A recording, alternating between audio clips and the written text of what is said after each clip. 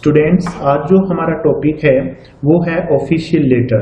Class 12 की English grammar के अंदर आपसे पूछा जाता है ऑफिशियल लेटर बोर्ड एग्जाम के अंदर, और इसके साथ आपसे बिजनेस लेटर भी पूछा जाता है। लेकिन इस वीडियो के अंदर हम केवल ऑफिशियल लेटर की बात करेंगे कि ऑफिशियल लेटर है वो क्या होता है, उसका फॉर्मेट क्या होता है और उस लेटर को हम किस तरीके से लिख सकते हैं। तो मैं आपको एक एक चीज बताऊंगा, एड्रेस कैसे लिखना है और बाकी की सारी चीजें इस लेटर के अंदर आपको किस तरीके से अटेंड करनी है। आप कृपया पूरी वीडियो को देखिए और बहुत ही ध्यान से इसको सुनिए और समझिए, आपको अच्छे से बिल्कुल पूरा लेटर है वो समझ में आ जाएगा। तो चलिए हम शुरुआत करते हैं ऑफिशियल लेटर की। तो सबसे पहले जो सबसे महत्वपूर्ण चीज होती है लेटर के अंदर वो होती है फॉर्मेट, कि इसका फॉर्मेट किस तरीके से बनाना चाहिए, यानी इसकी जो स्ट्रक्चर है लेटर की वो किस तरीके से होनी चाहिए ताकि हमारे जो मार्क्स है वो एग्जाम के अंदर कटे ना। तो ये 7 नंबर का क्वेश्चन आता है ऑफिशियल लेटर और बिजनेस लेटर। तो सबसे पहले तो मैं आपको बता देना चाहता हूं कि ऑफिशियल लेटर जो होता है, जितने भी प्रकार के आप एप्लीकेशन लिखते हो सरकारी डिपार्टमेंट के अंदर या किसी अर्धशासकीय विभाग के अंदर, जितने भी आप एप्लीकेशन लिखते हो, अर्जियां लिखते हो, सारे के सारे ऑफिशियल लेटर होते हैं। आप किसी अखबार के, न्यूज़पेपर के एडिटर को कोई पत्र लिख रहे हो, कोई एप्लीकेशन लिख रहे हो, तो वो भी ऑफिशियल लेटर के अंदर आएगा। आप मान लीजिए किसी अधिकारी को लिख रहे हो तो वो भी ऑफिशियल लेटर के अंदर आएगा। तो खूब सारे इसके प्रकार हैं ऑफिशियल लेटर के, और ये हमारे जीवन के अंदर बहुत काम आता है। हमें कोई भी पत्र लिखना हो, कोई भी एप्लीकेशन लिखनी हो, तो वो ऑफिशियल लेटर के अंदर आएगी। कुछ उदाहरण मैं आपको बताना चाहूंगा फॉर्मेट करने से पहले कि ऑफिशियल लेटर के उदाहरण क्या क्या हो सकते हैं। जैसे मान लीजिए आपके स्कूल की बिल्डिंग है वो जर्जर है, तो आप अपने बड़े अधिकारियों को लिखेंगे कि हम इस बिल्डिंग की मरम्मत करवाई जाए और ये बिल्कुल जर्जर अवस्था में है, तो वो ऑफिशियल लेटर कहलाएगा। आप मान लीजिए लाइब्रेरियन की शिकायत करना चाहते हैं अपने प्रिंसिपल से, तो वो भी ऑफिशियल लेटर के अंदर आएगा। आपको कोई एप्लीकेशन लिखनी है अपनी प्रिंसिपल को, तो वो भी ऑफिशियल लेटर के अंदर आएगा। मान लीजिए स्कूल के पास में कोई शराब की दुकान है, आपको उस दुकान को हटवाना है, परेशानी हो रही है बच्चों को, तो वो भी ऑफिशियल लेटर में आएगा। आपके मोहल्ले के अंदर अक्सर इलेक्ट्रिसिटी है वो चली जाती है, तो बड़े अधिकारियों को लिखना है। या फिर आपका टेलीफोन है वो खराब है, आपको BSNL के बड़े अधिकारियों को ऊपर लिखना है। या फिर मोहल्ले के अंदर पानी की व्यवस्था सही नहीं है, या फिर आपके जो डाक व्यवस्था है मोहल्ले के अंदर, जो पोस्टमैन आता है वो सही तरीके से वितरण नहीं करता है, तो ये सारी चीजें जो आप शिकायत करते हो ऊपर लिखना होता है, सारे के सारे ऑफिशियल लेटर के अंदर आते हैं। तो सबसे पहले हम बात करेंगे ऑफिशियल लेटर के फॉर्मेट की, कि ऑफिशियल लेटर का फॉर्मेट किस तरीके से लिखा जाता है। तो शुरू करते हैं, बहुत ही ध्यान से आप सुनिए और देखिए। सबसे पहला काम जो होता है आपका वो होता है बाईं तरफ ही लिखते हैं सारी चीजें, दाईं तरफ आपको कुछ भी नहीं लिखना होता है। सारी चीजें जो है वो लेफ्ट हैंड साइड की तरफ ही आपको लिखनी है। 1 नंबर सबसे पहले आप लिखेंगे सेंडर्स एड्रेस, यानी पत्र जो लिख रहा है, यानी आप पत्र लिख रहे हो तो आप अपना एड्रेस लिखोगे। अब आपको सेंडर्स एड्रेस कैसे लिखना है इसका मैं आपको एग्जांपल देकर के बताता हूं कि सेंडर्स एड्रेस है वो किस तरीके से आप लिख सकते हो। देखिए, जो पत्र लिखता है वो अपना एड्रेस ऐसे लिख सकता है, जैसे 15 शास्त्री नगर जयपुर। इसके अंदर मैंने 3 चीजें लिखी है। पहली लाइन के अंदर आपको लिखनी है कोई मकान संख्या, उसके बाद में मोहल्ले का नाम, जैसे मैंने शास्त्री नगर ये लिखा है, और उसके नीचे आपको लिखना है अपने शहर का नाम। तो मैंने यहाँ पे जयपुर कोई भी लिख सकते हो आप। तो शास्त्री नगर में S कैपिटल लिखा है और N कैपिटल लिखा है, इस चीज का भी आपको ध्यान में रखना है। तो सेंडर्स एड्रेस आप इस तरीके से लिख सकते हो, 15 यानी कोई मकान संख्या लिख सकते हो, और उसके बाद में कोई मोहल्ले का नाम, और दूसरी लाइन के अंदर शहर का नाम। 2 लाइन के अंदर आपको ये एड्रेस लिखना होता है। इसका और भी तरीका है, मैं आपको बता देता हूँ। देखिए, एक तरीके से आप ऐसे भी लिख सकते हो, 15 शास्त्री नगर नियर शिव मंदिर जयपुर। इसके अंदर बीच में एक लाइन और आ गई, नियर शिव मंदिर, near MI road, near government hospital, ये भी आप लिख सकते हो बीच के अंदर। तो वो आपके ऊपर डिपेंड करता है कि आप किस तरीके से लिखना चाहते हो। या फिर आप सीधा ही लिख सकते हो कि एग्जामिनेशन हॉल और जयपुर। पहली लाइन में आ जाएगा एग्जामिनेशन हॉल, दूसरी लाइन में आ जाएगा जयपुर। इस तरीके से भी आप इसको लिख सकते हो, जैसे कि ये देखिए यहाँ पे लिखा हुआ है एग्जामिनेशन हॉल जयपुर। ये एड्रेस आपको सेंडर्स एड्रेस इनमें से आपको पता होना चाहिए कैसे लिखना है, और ये आपको कब लिखना है, जब आपको आपका जो क्वेश्चन है लेटर का उसके अंदर आपका एड्रेस नहीं दिया हुआ है, सेंडर्स एड्रेस नहीं दिया हुआ है, तो आपको इस तरीके से अपनी मर्जी से एड्रेस लिखना है।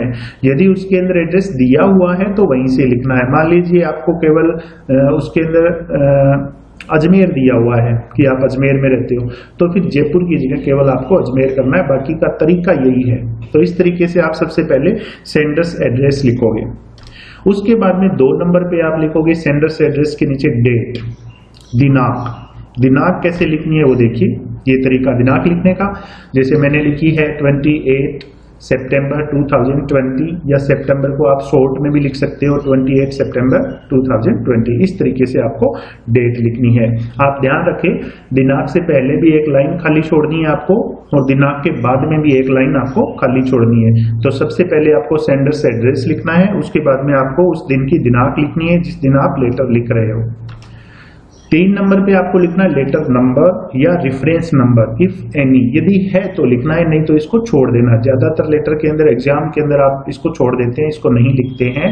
ये लेटर नंबर हम इसलिए लिखते हैं, कोई भी जो बिजनेस करता है, जिसकी दुकान होती है, उसके पास खूब सारे पत्र आते रहते हैं, तो उसको कोई बहुत सारा पुराना पत्र ढूंढना होता है, जैसे 2 साल पहले का पत्र ढूंढना है, लेटर ढूंढना है, तो वो लेटर नंबर लगा के रखता है, तो आसानी से उसको ढूंढ पाता है, इसलिए इसको लिखा जाता है। आपके ये ज्यादा काम नहीं आएगा, यदि चाहो लिखना तो आप लिख सकते हो, नहीं तो इसको आप छोड़ भी सकते हो। और ये कैसे लिखना है इसका एक उदाहरण बता देता हूं। इस तरीके से रेफरेंस नंबर लिखा जाता है, देख लीजिए आप, ठीक है। तो दिनांक से पहले एक लाइन छोड़ेंगे, दिनांक के बाद में भी एक लाइन छोड़ेंगे, और दिनांक के बाद में आप चाहो तो लेटर नंबर लिख सकते हो। यदि लेटर नंबर नहीं लिखते हो तो सीधा नंबर 4 लिखोगे आप, रिसीवर्स एड्रेस, यानी जिसको पत्र भेज रहे हो आप, जो जिसको पत्र भेज रहे हो, जो सामने पत्र को प्राप्त करेगा, उसका एड्रेस लिखना है, रिसीवर्स एड्रेस। तो रिसीवर्स एड्रेस कैसे लिखना है, इसके अंदर 3 लाइनें लिखनी है आपको। देखिए, पहली लाइन में आप लिखेंगे डेजिग्नेशन, यानी जिसको आप पत्र भेज रहे हो उसका डेजिग्नेशन क्या है। डेजिग्नेशन मतलब उसका पद क्या है, ठीक है। मैनेजर है वो तो मैनेजर लिख देंगे, और वो कोई सेल्स मैनेजर है तो सेल्स मैनेजर लिख देंगे, मैनेजिंग डायरेक्टर है तो मैनेजिंग डायरेक्टर लिख देंगे, प्रिंसिपल को लिख रही हो तो यहाँ पे प्रिंसिपल लिख देंगे, एडिटर को लिख रही हो तो एडिटर, सुपरिटेंडेंट ऑफ पुलिस को लिख रही हो तो यहाँ पे सुपरिटेंडेंट ऑफ पुलिस लिख देंगे, कलेक्टर को लिख रही हो तो जो भी है। तो डेजिग्नेशन आएगा पहली लाइन में, और दूसरी लाइन में आएगा नेम ऑफ डिपार्टमेंट, यानी जो व्यक्ति है उसका पद, मान लीजिए प्रिंसिपल हो गया, तो प्रिंसिपल का डिपार्टमेंट क्या होता है, स्कूल, स्कूल के अंदर काम करता है। जैसे मान लीजिए आप लिख रहे हो किसी कलेक्टर को, तो कलेक्टर का डिपार्टमेंट क्या होता है, जिला होता है, ठीक है। कलेक्टर जिले के अंदर एक ही होता है। एसपी, एसपी का डिपार्टमेंट क्या होता है, जिला होता है, ठीक है।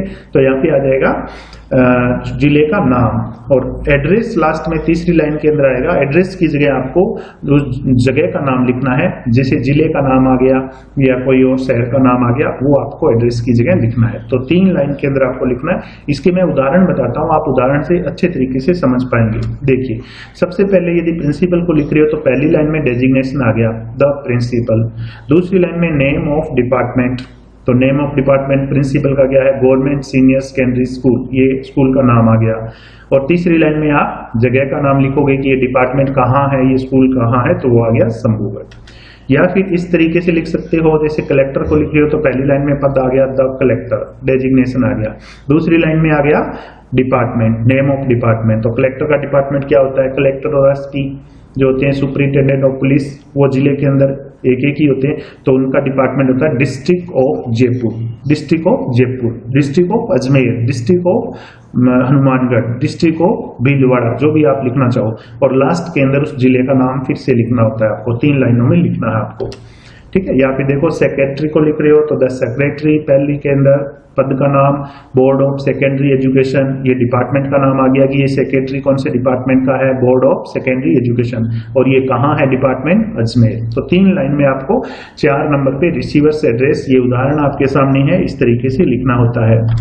उसके बाद में 5 नंबर पे आपको लिखना है सब्जेक्ट ऑफ द लेटर, यानी लेटर का विषय। सब्जेक्ट क्या है, शॉर्ट में लिखना है, संक्षिप्त में लिखना है कि लेटर का विषय क्या है। किस तरीके से लिख सकते हो आप, देखो, जैसे आप अपने प्रिंसिपल को लिख रहे हो लाइब्रेरियन की शिकायत करते हुए उसका व्यवहार बच्चों के प्रति अच्छा नहीं है, गलत व्यवहार वो करता है, तो आपका सब्जेक्ट क्या हो जाएगा? Rude behaviour of the librarian, ये आपका सब्जेक्ट हो गया। या फिर मान लीजिए आपके क्लासरूम की जो कंडीशन है वो सही नहीं है, साफ सफाई प्रॉपर नहीं है, तो आपका सब्जेक्ट क्या हो जाएगा? पुअर कंडीशन ऑफ क्लासरूम, ये आपका सब्जेक्ट हो गया। या फिर आपको मनी ऑर्डर है वो टाइम पे नहीं मिलता है, आप पोस्ट मास्टर को लिखना चाहते हो शिकायत करते हुए पोस्टमैन की, तो आपका सब्जेक्ट क्या हो जाएगा? Money order not received, money order नहीं मिला, आपको मिला नहीं टाइम पर। तो इस तरीके से आपका जो भी लेटर लिख रहे हो आप, उसका सब्जेक्ट आपको खुद चुनाव करना है। ज्यादातर ये जो सब्जेक्ट होता है आपको क्वेश्चन के अंदर दिया होता है, उसमें बताया जाता है आपको कि आपको लेटर किस विषय पर लिखना है, तो वहां से देख करके आप ये सब्जेक्ट का चुनाव कर सकते हो। ध्यान रखें, इसको शॉर्ट में लिखना है आपको। 6 नंबर पे आपको लिखना है सैल्यूटेशन। आप सैल्यूटेशन की जगह संबोधन सूचक शब्द का इस्तेमाल करते हैं, तो ये कैसे लिखते हैं देखिए, या तो आप सर लिखेंगे, जैसे मान लीजिए कोई बड़ा अधिकारी है उसको लिख रहे हो आप, तो सर लिख सकते हो। और या फिर आप क्या लिख सकते हो? मैडम। सामने कोई महिला है तो आप मैडम भी लिख सकते हो। यदि अधिकारी जो आपके बराबर के पद का है, ये आपका कोई मतलब फ्रेंडली तरीके से कोई अधिकारी है, आपका दोस्ताना व्यवहार है उसके साथ, तो डियर सर भी आप लिख सकते हो। ठीक है, तो इस तरीके से आपको 6 नंबर पे सर या मैडम दोनों में से कोई एक लिखना है। उसके बाद में आता है कम्युनिकेशन। कम्युनिकेशन के अंदर आप जो भी आपको लेटर के अंदर लिखना है वो सारा आप इसके अंदर लिख दोगे, यानी ये होती है बॉडी ऑफ लेटर, इसको बोलते हैं। इसमें एक पैराग्राफ बना सकते हो, 2 पैराग्राफ बना दो तो और भी अच्छी बात है। तो कम्युनिकेशन में जो भी चीजें लिखनी है, जो भी बातें हैं आपकी, वो सारी की सारी कम्युनिकेशन के अंदर आ जाएगी। जब आपका कम्युनिकेशन पूरा हो जाए तो एक लाइन आपको खाली छोड़ देनी है, और फिर 8 नंबर पॉइंट आएगा अपना एंडिंग लिखनी है। एंडिंग यानी समाप्ति।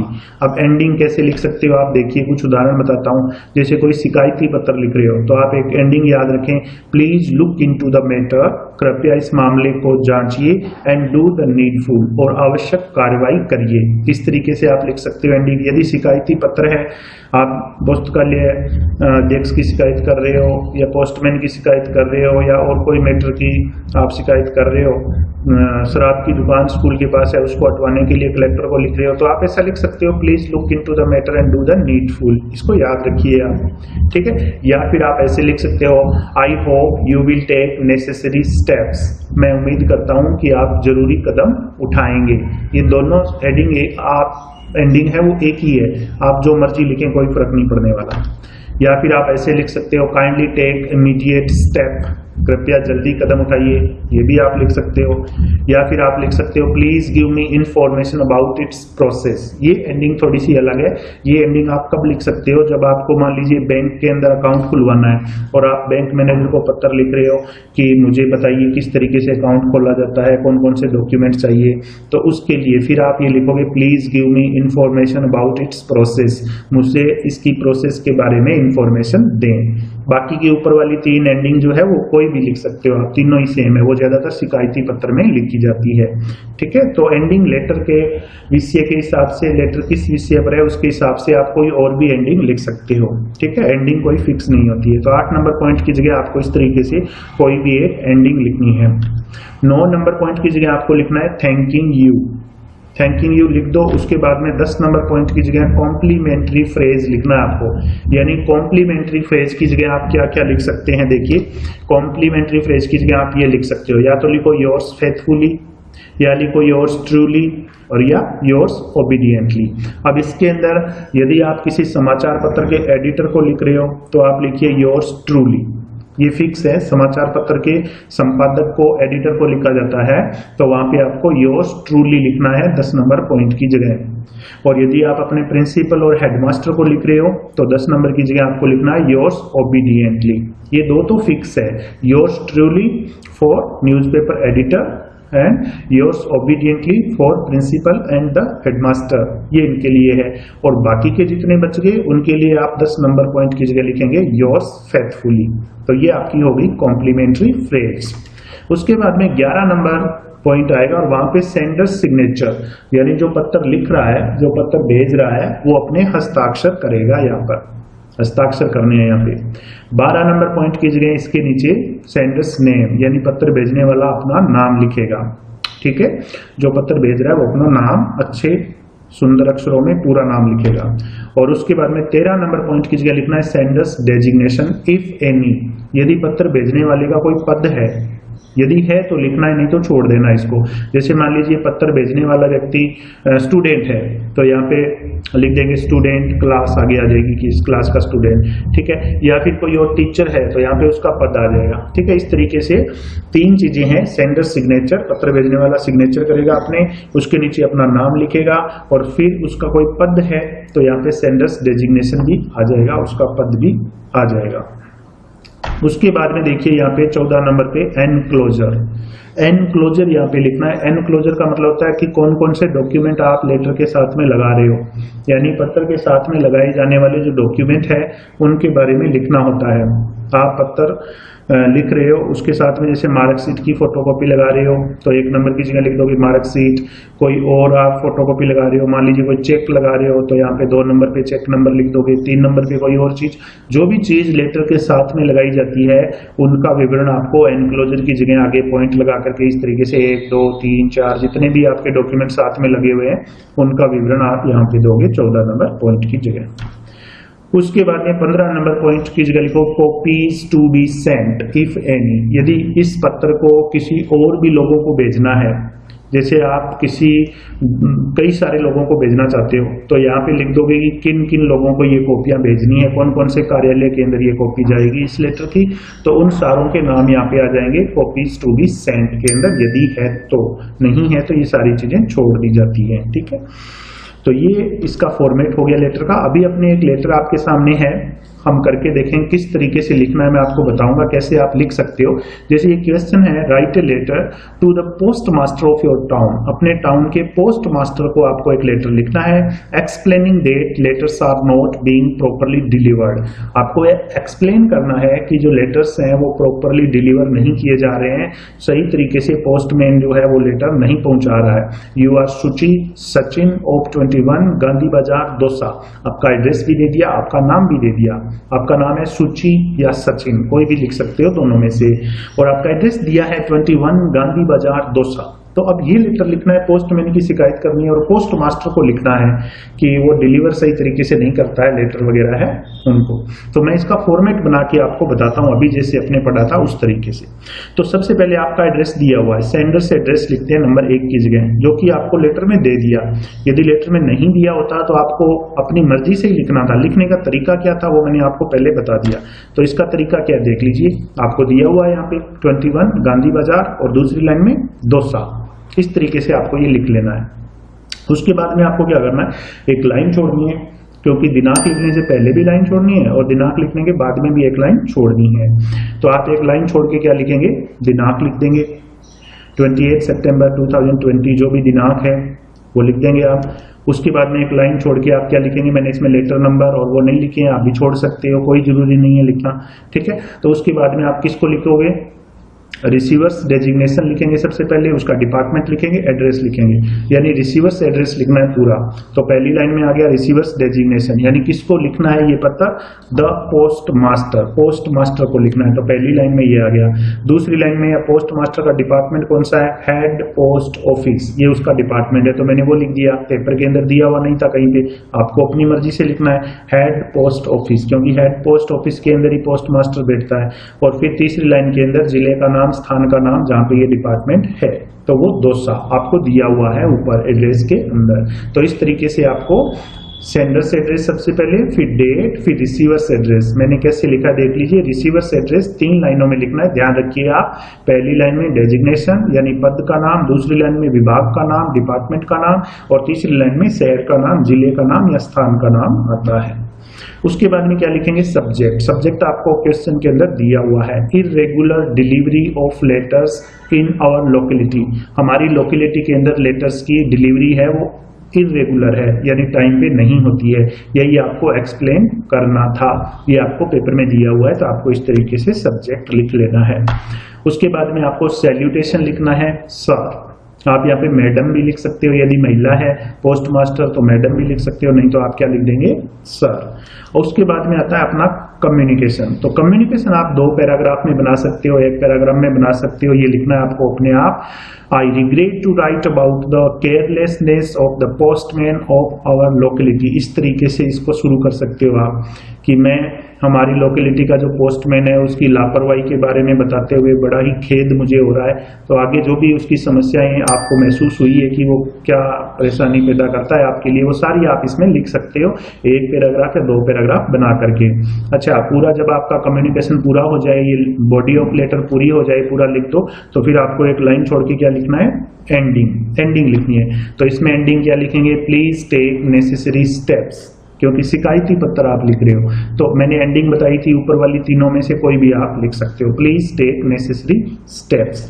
उसके बाद में क्या लिखना है, थैंकिंग यू, ये आपको लिखना है। उसके बाद में कॉम्प्लीमेंट्री फ्रेज मैंने आपको बताई थी, तो क्या लिखेंगे इसमें, योर्स फेथफुली, क्योंकि ना तो एडिटर को लिख रहे, एडिटर को लिखते तो योर्स ट्रूली लिखते, हेडमास्टर प्रिंसिपल को लिखते तो योर्स ओबीडियंटली लिखते, तो अब वो तो है नहीं, इसलिए क्या लिख देंगे, योर्स फेथफुली। अच्छा, उसके बाद में क्या लिखेंगे, सचिन, अपना नाम लिखेंगे, यानी सिग्नेचर या नाम जो भी है, तो सिग्नेचर लिख के, नाम लिख के, पदनाम यदि है तो नीचे लिख देंगे, यदि पदनाम नहीं है तो इसको छोड़ दिया जाएगा। तो स्टूडेंट्स, इस तरीके से आपको लेटर का फॉर्मेट और लेटर किस तरीके से लिखना है वो अच्छे तरीके से सीख लेना है। तो ये था ऑफिशियल लेटर जो कि मैंने आपके सामने एक्सप्लेन किया। आशा करता हूं आपको पसंद आया होगा। यदि पसंद आया हो तो इस वीडियो को लाइक करना ना भूलें, शेयर करना ना भूलें और कमेंट तो जरूर करें और अपने दोस्तों को भी बताएं इसके बारे में। हम मिलेंगे अगले वीडियो में, तब तक के लिए थैंक यू।